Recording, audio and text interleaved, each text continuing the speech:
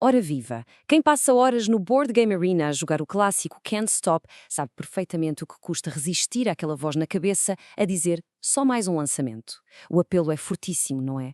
Mas nesta nossa análise vamos mostrar que a verdadeira mestria no jogo exige tratar os dados não como uma ida ao casino, mas como um investimento financeiro calculado ao milímetro. Vamos abandonar o vício da aposta pura e dura. Eis a pergunta de 1 milhão de euros. Qual é a probabilidade real de perdermos tudo na próxima jogada? Começamos logo com este balde de água fria para quebrar velhas ilusões. A dura realidade de deitar a perder o progresso de um turno inteiro, o famigerado cropping out, é a ruína de muita gente. E é exatamente por isso que estamos aqui hoje, a preparar o terreno para uma autêntica masterclass assente em matemática rigorosa, em vez de ficarmos a rezar aos deuses dos dados. Hoje vamos cobrir 5 pontos cruciais. Primeiro, a matemática por trás dos dados. Segundo, a famosa regra dos 28.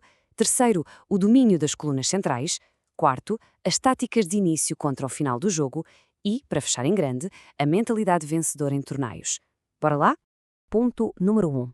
A matemática por trás dos dados. A ilusão da sorte desaparece num instante quando olhamos para os números frios. O contraste é brutal. Reparem bem, se tentarmos avançar na coluna central do 7, temos uma probabilidade esmagadora de 64% de sucesso. É imenso. Mas, se olharmos para as margens extremas, para as colunas 2 e 12, essa probabilidade cai a pique para uns tristes 13%. Ou seja, forçar a sorte nas colunas exteriores sem qualquer apoio é um autêntico suicídio matemático. E isto leva-nos diretamente ao conceito de valor esperado, ou EV. Nos primeiros lançamentos de um turno, o EV é incrivelmente positivo. Não temos quase nada a perder e muito a ganhar. Mas à medida que vamos acumulando marcadores e o turno se prolonga, a balança inverte-se. O risco de perder tudo começa a engolir o ganho matemático de subir uma casa. Aquele momento exato em que o EV passa a negativo é o sinal de alarme do jogo. É a matemática literalmente a mandar parar. Avançando para o ponto número 2, a famosa regra dos 28. Mas claro, a meio de um jogo ninguém vai puxar de uma calculadora para saber o EV, pois não. É aqui que entra a genialidade da regra do Mile Caller, criada em 1986. O segredo é entender o custo do risco. As colunas das margens valem muitos mais pontos de risco, por serem mais difíceis e o detalhe mais importante de todos. Colocar o primeiro marcador numa coluna nova custa exatamente o dobro dos pontos de simplesmente avançar numa onde já estamos. Expandir frentes de batalha custa muito caro. Claro que os números não são todos iguais e os dados têm as suas manhas. Daí existirem os modificadores de dificuldade. Vejam bem, se as 3 colunas em jogo forem par, subtraímos 2 pontos ao risco total. Sabem porquê? Porque ao lançar 4 dados, a matemática garante que pelo menos um par será sempre de soma par. Ter números pares oferece uma segurança enorme no tabuleiro, o que nos ajuda a manter a pontuação de risco lá em baixo e permite que o turno continue até batermos no tal limite mágico dos 28 pontos. Vamos testar isto com um autêntico puzzle visual. Imaginem este cenário clássico, temos as colunas 4, 6 e 10 em jogo. Somando o risco, a coluna 4 contribui com 12 pontos, a 6 e a 10 dão mais 8 cada. Fazendo as contas, 12 mais 16, chegamos aos 28 pontos de risco. O instinto grita para tudo. Mas esperem, o 4, o 6 e o 10 são todos pares. Aplicamos logo o desconto de 2 pontos do modificador e descemos para 26. Ou seja, por muito que o coração doa, a matemática prova que é 100% seguro fazer mais um lançamento. Ponto número 3. O domínio das colunas centrais. Entrando agora na tática pura, temos de falar de controle de tabuleiro. Pessoal, olhem bem para este número. 92%. Conquistar ou simplesmente manter as colunas 6, 7 e 8 ativas no mesmo turno garante uma probabilidade absurda de 92% de sucesso no próximo lançamento. Parece um truque, mas é pura estatística. Estas colunas são as maiores e melhores redes de segurança do jogo. A estratégia por trás desta rede de segurança é genial. O plano é este. Espetamos o marcador numa extremidade bem complicada, tipo o 2 ou o 12. A seguir, colocamos os outros nas nossas redes de segurança ali do centro, no 6, 7 ou 8. Feito isto, podemos atirar-nos aos lobos e jogar super agressivamente para tentar arrancar aquele raríssimo 12, sabendo perfeitamente que aqueles 92% de probabilidade no centro estão lá para amparar a queda e salvar o nosso turno. Secção 4. Táticas, início contra o fim. Tudo o que dissemos tem de ser calibrado consoante o estado da partida.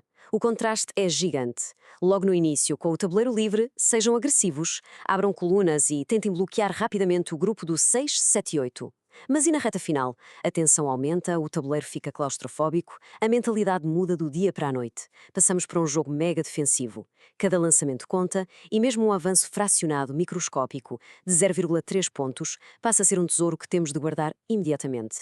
E é aqui que introduzimos uma bússola essencial, os pontos por turno. Numa partida média, falamos de cerca de 6 rondas. Para conseguir fechar 3 colunas e vencer, a matemática não perdoa. Temos de ganhar, em média, meia coluna de progresso por turno. Se estivermos abaixo desta meta, não há alternativa senão aumentar drasticamente a nossa tolerância ao risco nas jogadas seguintes. Senão, os oponentes fogem e não os apanhamos mais.